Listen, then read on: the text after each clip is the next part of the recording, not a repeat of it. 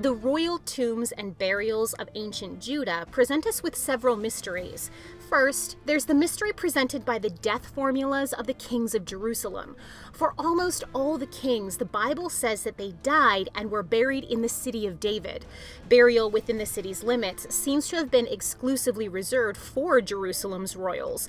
All the 12 kings from David to Ahaz use this similar death formula or saying and are said to have been buried in the city of David, with only 5 of these kings being buried in their own tombs rather than in the proper tombs of the kings, and for various reasons. This all changes with Ahaz's son, the reformer king Hezekiah. He's the first king whose death formula just says that he died. It reads quite simply, Hezekiah rested with his ancestors.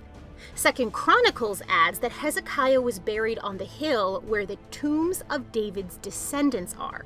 So not in the tombs of the kings within the city of David, but rather in a royal family cemetery nearby. Kings Manasseh and Ammon are then said to have been buried in their palace garden, the Garden of Uzzah.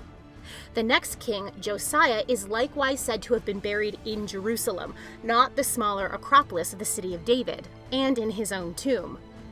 The last 4 kings of Jerusalem all died and were buried in various exiles. So, this leaves us with questions that researchers debate.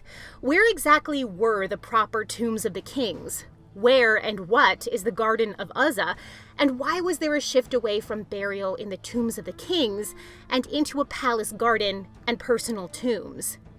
Some believe that the ministry of the prophet Ezekiel initiated the switch. In Ezekiel 43, God indicts Jerusalem for burying her kings so close to the temple and for accompanying their deaths with offerings. In this view, kings from Hezekiah onward were buried farther away from the temple to curry God's favor once again.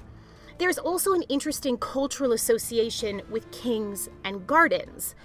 Garden tombs located in palace complexes were kingly places of burial in the cultures surrounding Judah. So perhaps King Manasseh's association with Assyria led him to choose a garden burial. These answers have led us to our next mystery. What were the unacceptable royal funeral offerings mentioned by Ezekiel? We know from King Asa's reign and from a mention in the book of Jeremiah that it was customary to have a large fire in honor of a dead king. Archaeologically, there are no known remains of a king's burial in or around Jerusalem. However, from more common graves, it's known that many funeral offerings, and perhaps even yearly offerings, were given to or on behalf of the dead. These were practical offerings like food, wine, and spices. Perhaps these were also offered for the kings in larger, grander quantities, and at least the prophet Ezekiel did not approve. Thanks for watching. Click the playlist on screen now to watch more spotlights. And if you want to read the full article, click the link in the description. You can always go to BibleDiscoveryTV.com for more videos, articles, and resources.